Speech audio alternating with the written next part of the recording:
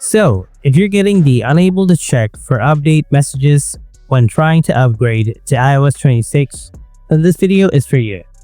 The problem might be related to a glitch in the system or a network issue, so you can try out these solutions to fix the problem. Solution 1. Restart your internet and disable VPN. So your phone may have network problems, which is causing the update not to happen.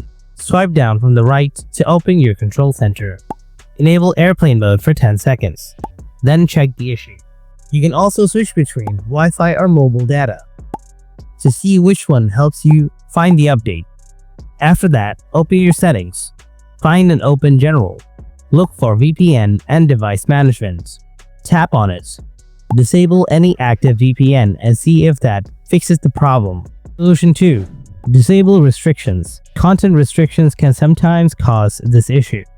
Open Settings, scroll down to Screen Time and open it. Scroll down again and tap Content and Privacy Restrictions. If it's toggled on, then toggle it off. After that, check your issue. Solution 3. Reset network settings. Grab your iPhone. Open Settings. Tap General. Scroll down. Then tap Transfer or Reset iPhone.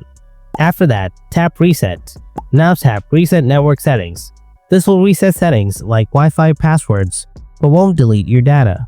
Then enter the passcode of your iPhone if it asks. Tap Reset network settings again. After you have successfully reset your network settings, go ahead and check whether your problem is solved or not. Hopefully after this, your error should be gone.